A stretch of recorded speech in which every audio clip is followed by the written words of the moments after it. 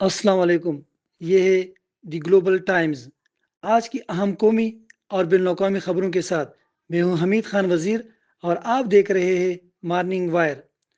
قومی سیاست، ایوان زرعی میں بڑی تبدیلی۔ آج کی خبروں کا آغاز کرتے ہیں ایوان زرعی میں ہونے والی ایک بڑی سیاسی ہلچل سے، جہاں اپوزیشن کی کمان اب ایک نئے ہاتھ میں دے دی گئی ہے۔ قومی اسمبلی میں اپوزیشن قیادت کا طویل انتظار ختم ہو گیا ہے، اور تحریک تحفظ عین پاکستان کے سربراہ محمود خان اچکزئی کو باقاعدہ طور پر نیا لیڈر آف دی اپوزیشن مقرر کر دیا گیا ہے۔ اسپیکر چیمبر میں پی ٹی آئی کی اعلیٰ سطح وفد کی اہم بیٹھک رنگ لے آئی، جس کے فوراً بعد اسپیکر نے تقرری کا باضابطہ نوٹیفیکیشن جاری کر کے سیاسی حلقوں کو متوجہ کر دیا۔ یاد رہے کہ عمر ایوب کی نااہلی سے پیدا ہونے والا خلا بالآخر پر ہو گیا ہے، جسے ایوان کی سیاست میں اب ایک نئی صف بندی کی توقع کی جا رہی ہے۔ داخلی سیاست اور احتجاجی کال، جہاں ایک طرف ایوان کے اندر یہ تبدیلی آئی ہے، وہیں ملک کے اندرونی سیاسی درجہ حرارت میں بھی اضافہ دیکھا جا رہا ہے۔ اپوزیشن اتحاد تحریک تحفظ عین پاکستان نے 2024 کے انتخابات میں مبینہ دھاندلی کے خلاف 8 فروری کو ملک گیر ہڑتال کی کال دی ہے۔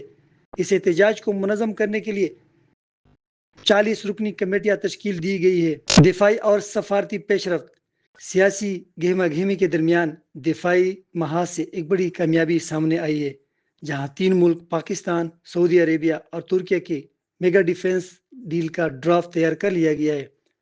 وفاقی وزیر برائے دفاعی پیداوار رضا حیات حراج نے انکشاف کیا ہے کہ اس اہم معاہدے پر گزشتہ 10 ماہ سے مشاورت جاری تھی، جو اب حتمی مراحل میں ہے۔ انہوں نے واضح کیا کہ یہ سفریقی معاہدہ گزشتہ سال ہونے والے پاک سعودیہ دو طرفہ دفاعی سمجھوتے سے بالکل الگ اور جدا ہوگا۔ اس سفارتی تسلسل کو برقرار رکھتے ہوئے پاک چین دوستی کا اعادہ کیا گیا ہے۔ وزیر اعظم شہباز شریف نے چین کے ساتھ پاکستان کی مضبوط شراکت داری کو برقرار رکھنے اور ون چائنا پالیسی کی مکمل حمایت جاری رکھنے کا عزم ظاہر کیا ہے۔ چینی نائب صدر سے ملاقات میں وزیر اعظم نے سی پے کے اگلے مرحلے کی جلد تکمیل پر زور دیا اور چینی صدر کو دورہ پاکستان کی دعوت دی، جس پر چینی وفد نے پاکستان کے سیاسی و معاشی استحکام کی تعریف کرتے ہوئے تعلقات کو مزید گہرا کرنے کا یقین دلایا۔ سیکیورٹی، انتظامیہ اور معیشت، سیاسی و سفارتی سرگرمیوں کے ساتھ سیکیورٹی کے معاملات پر بھی توجہ طلب ہے۔ چنانچہ سیکیورٹی خطرات کے باعث وانک اور رستم بازار عارضی طور پر بند کر دیا گیا ہے۔ روزنامہ ڈان کی رپورٹ کے مطابق جنوبی وزیرستان میں سیکیورٹی تھریٹس کی اطلاعات پر انتظامیہ نے بازار خالی کروا لیا ہے۔ پولیس کی اضافی نفری تعینات ہے اور سرچ آپریشن جاری ہے، تاہم مقامی تاجروں نے بار بار کی بندش پر معاشی نقصانات کی تشویش کا اظہار کیا ہے۔ اسی دوران صحافتی اور ادارہ جاتی محاذ پر ایک اداس خبر یہ ہے کہ اشکبار انکوں کے ساتھ سینئر براڈ کاسٹر عشرت فاطمہ نے 45 برس بعد ریڈیو پاکستان سے استعفیٰ دے دیا۔ ان کا کہنا تھا کہ دہائیوں کی خدمات کے باوجود انہیں یہ احساس دلایا گیا کہ اب ادارے کو ان کی ضرورت نہیں رہی۔ انہوں نے سینئرٹی کی پامالی اور نظر انداز کیے جانے کو استعفے کی رڑ نے اعلان کیا ہے کہ نیوز کاسٹر عشرت فاطمہ اب بطور مینٹور پاکستان ٹیلی ویژن کا حصہ بنے گی۔ معاشی محاذ پر عوام کے لیے خبر یہ ہے کہ پیٹرولیم مصنوعات کی قیمتیں برقرار، مگر لیوی میں اضافہ کر دیا گیا ہے۔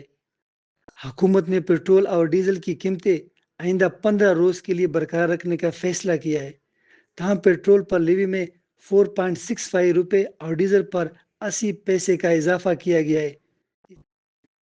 عالمی منظرنامہ اور انسانی ہمدردی، بین الاقوامی سطح پر ہمسایہ ملک افغانستان کے حوالے سے ٹوٹتا ہوا اتحاد یا محض پروپیگنڈا کی بحث جاری ہے۔ بی بی سی کی رپورٹ میں طالبان قیادت کے درمیان قندھار بمقابلہ کابل کی گہری تقسیم کا انکشاف ہوا ہے۔ ہیبت اللہ اخون زادہ کی مبینہ آڈیو لیک نے اندرونی اختلافات کو بے نقاب کیا ہے، تاہم ترجمان ذبیح اللہ مجاہد نے ان خبروں کو بے بنیاد قرار دیتے ہوئے واضح کیا ہے کہ قیادت متحد ہے۔ اسی دوران امریکہ میں مچاڈو کا نوبل انعام ٹرمپ کے نام کرنے کا واقعہ توجہ کا مرکز رہا۔ وینزویلا کی اپوزیشن لیڈر ماریا کورینا مچاڈو نے وائٹ ہاؤس میں صدر ٹرمپ سے ملاقات کر کے اپنا نوبل امن میڈل انہیں پیش کر دیا، اگرچہ نوبل انسٹی ٹیوٹ کے مطابق یہ اعزاز ناقابل منتقلی ہے۔ لیکن مچاڈو نے یہ قدم وینزویلا کے سیاسی مستقبل پر اثر و رسوخ قائم کرنے کی حکمت عملی کے طور پر اٹھایا ہے۔ ایران کے معاملے پر بھی سلامتی کونسل اجلاس میں عالمی ریاستوں کا مختلف موقف سامنے آیا ہے۔